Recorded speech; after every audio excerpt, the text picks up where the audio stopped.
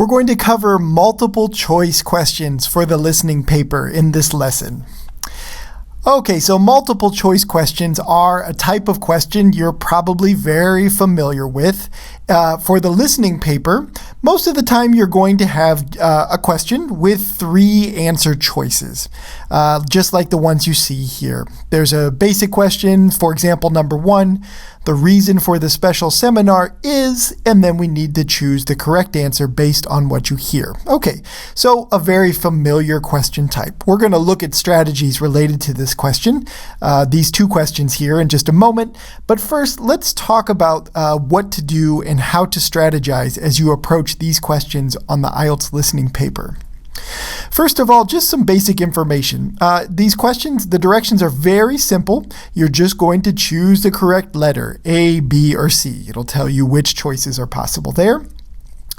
Sometimes you will be instructed to choose more than one answer. In this case, there will be more answer choices provided. There may be 5 choices and they'll tell you choose 2 or something like that. So yeah, you do have to read the directions, but if you see anything more than 3 answer choices, you know it's going to be that you have to choose more than one. So just like you always do, make sure to take a quick look at the directions to make sure you know exactly how many answer choices you should select.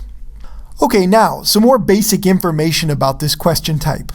Okay, so as we saw, this can be the format of these questions can be a question itself. So they might ask you, what did the speaker say about this? And then you'll have 3 choices after that. So it can be in the form of a question. It can also be in the form of a sentence or a phrase that's incomplete, and you sort of have to finish that sentence or phrase with the answer choices provided for you. Okay, so those are 2 possibilities there. The answer choices will be in letter form, so A, B, C, or possibly more if they ask you to supply more than one answer. In terms of strategy, all right, before the passage begins, in the time you have to analyze and make predictions about the questions, make sure you do a couple of things for these. First, read the prompt carefully and decide what kind of information will answer the question. Okay, we're going to look at an example of this in a moment, but you should be able to underline the key words in the question that will help you to determine exactly what you're supposed to look for. It helps to underline or even write notes beside each question to indicate what you're supposed to focus on, what you're supposed to listen for from the speaker for that particular question. But you also need to focus on the answer choices and underline keywords for those. Each one will contain some information that will tell you whether or not it fits what the speaker says or not, and it helps to know what to listen for before the passage begins. So not only reading the question, but also taking a look at the answer choices can be a very important thing to try to do before the speaking starts. Okay, now it's tough. You only have a short time to look over all the questions, and sometimes IELTS listening paper, you have a lot of multiple choice questions to look at in a particular section. So this can be difficult to do within the short time you have, but at a very minimum, make sure you study the question and the answer choices for keywords, trying to figure out and make predictions about what to listen for. We'll look at some examples of that in just a moment. Okay, but first, as you listen, so as the speakers are talking and you're trying to answer questions, it's important to keep in mind that each answer choice will have some connection to the passage, okay? IELTS never just gives you an answer choice that's wildly sort of wrong, that's clearly wrong and easy to figure out.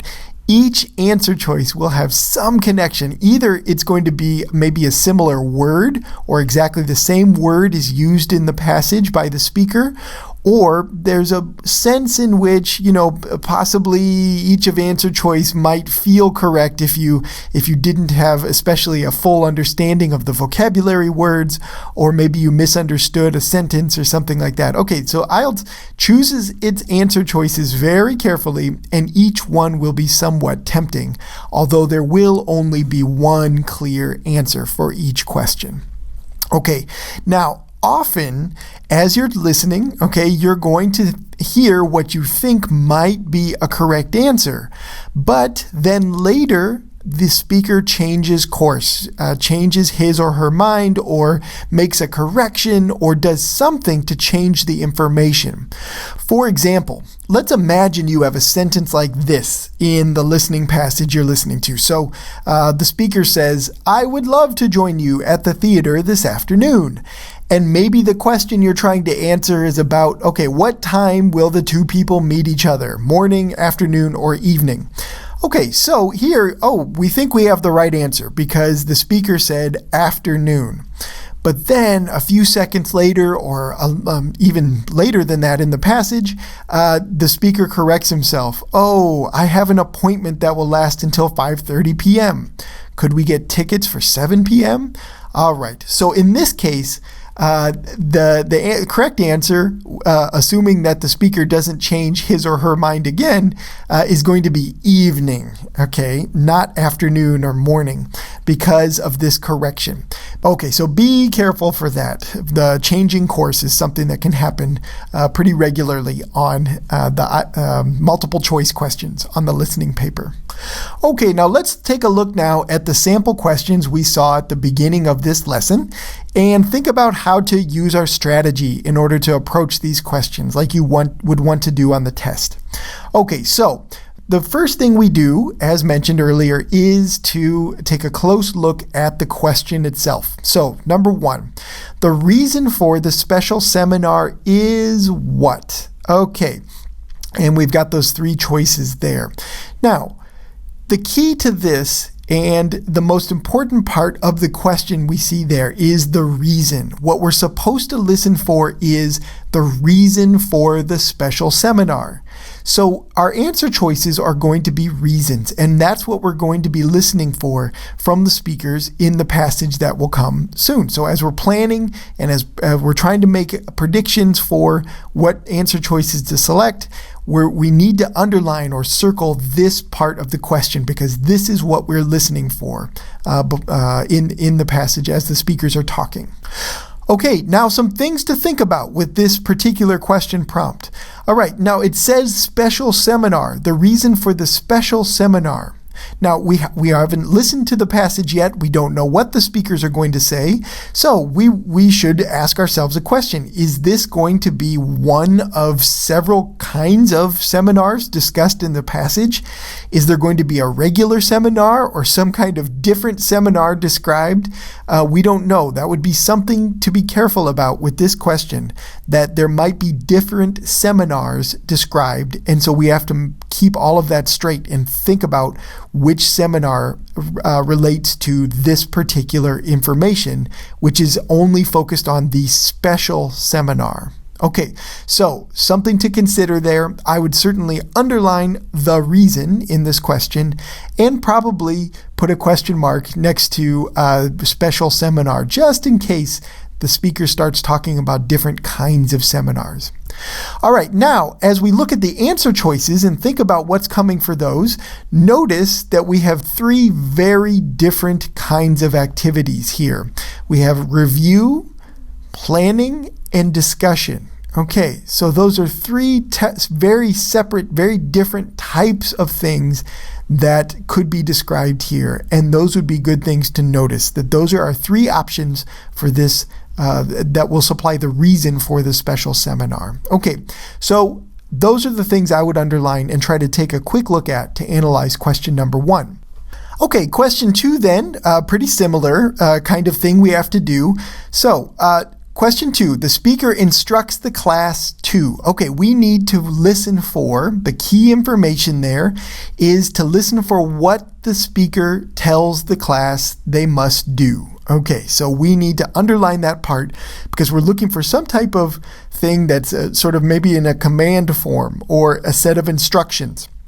Okay, then as we look at the answer choices, notice this, that answer choices A and C are a little bit similar in the sense that the verbs study and review could be quite similar and possibly might even share a similar paraphrase or synonym as the speaker's talking. So we'd want to be careful there. So we'd have to look later in the sentence there or in the phrase to figure out, okay, what are they supposed to study and what are they supposed to review for these two answer choices? Well, so for A, it's studying author's notes. And C, it's reviewing a lecture outline. Those would be key details to keep separate as you're trying to listen for the answer to this question. Answer choice B is very different from A and C. They're instructed to write something, okay, and post it possibly in a forum of some kind. So that's a very different thing than answer choices A and C. All right, so a lot of details to keep straight. Use your pencil as you're listening in your test booklet. Underline these keywords from the answer choices and give it a little thought in the time you have before you listen, trying to figure out how each of the answer choices is going to be different and possibly expressed differently by the speakers in the passage. Okay, now let's do a practice question here to apply some of the things we've learned about so far. In a moment, I'm going to play a recording so you can try to answer this particular question. But first, let's just take a close look at it to think about what we would do to prepare for listening for this answer. All right, now the question says, the student visits the library, and then each answer choice continues on to ask, to find, or to track down. What we're looking for is the reason. Why is the student going to the library? And we need to listen for that reason from what's mentioned in the text. All right, now some differences among the answer choices. So the student's going to the library to find information about a forgotten text, okay, to get a revision of a famous story, or to track down a rare short story. Okay, so notice some things there in the words used. Forgotten and rare, answer choices A and C. Those are somewhat similar words, although forgotten means that something is, people no longer remember it, right? It's not something that's discussed or talked about. Rare is very different, right? Rare, it means that something is difficult to find. There aren't many of that thing out there, okay? So rare and forgotten are key words there that supply some differences between these two answer choices, okay? B is very different. A famous story, very different idea than rare and forgotten. Okay, so that's something to notice before you listen. And those are things I would certainly underline as I'm preparing to answer this question. All right. Now, let's listen to the passage, and you can try your best to answer this question based on what you hear. Okay, so I'm going to start the passage now. Excuse me, I'm wondering if you might be able to help me. I'm looking for the original text of a short story by an author I'm studying for my 20th century American literature class, and it turns out that this particular story's original version is a little obscure. I'd be happy to help you, but, what about the story makes it obscure? Is it simply not a well-known piece of work? Well, actually it's a somewhat well-known story, but it's been published in different versions over the last several decades. I've read it several times in collections of stories, so I know the story well, but I haven't read every version of it. Okay, so hopefully you got the correct answer here. In this case, it's answer choice C. And we got that from a couple of different spots in the passage. So let's analyze why this is the correct answer. So he says, I'm looking for the original text of a short story. Okay, so that removes answer choice B as an option because he's saying I want the original text, and answer choice B says the latest revision. Okay, so that already excludes answer choice B. A and C at this point would still be possible. But let's continue. He says, and it turns out on this particular story's original version is a little obscure. Okay, another reason here why B is not correct, because obscure is not the same as famous. Obscure means rare. Okay, so already we're getting support for answer choice C. So B is clearly not right, but A could still work at this point because A, we're talking about a forgotten text. Well, obscure and forgotten are a little different from each other, but you could still make an argument that A is correct at this point. Okay, but then we have later, the male student continues. After the librarian says something in reply to him, he continues this way. Well, actually, it's a somewhat well-known story, but it's been published in different versions. Okay, here we see why A cannot be correct, because it's a well-known story. It's not a forgotten story. So the story's well-known, the text is well-known. It's just that the original text is somewhat obscure. And so that is a much closer meaning to C, that it's a rare short story. It's a rare version of the story, difficult to track down. The story itself hasn't been forgotten. Actually, it's somewhat well known. It's just hard to find the original script of it. And that's what the student is talking about. So that's why C is your best answer. And this is a good example of a multiple choice question where you have to keep listening, keep an open mind about the answer choices, and try to maybe cross things off that you hear to be incorrect, and try to determine which one is the best answer based on all the information provided by the speakers. Okay, so these are our multiple choice questions. Just as a quick review of what we learned in this lesson, make sure to read the prompt carefully, decide what kind of information will answer the question. So you read each question, look at the answer choices, and underline keywords in those as well, because analyzing those will tell you what kind of information will work and will not work as possibilities once the speakers begin talking about the subject they're discussing. The last one, keep an open mind while you listen. Just keep in mind that speakers often change course or that answers might unfold over a little bit of time in the passage. So you keep an open mind.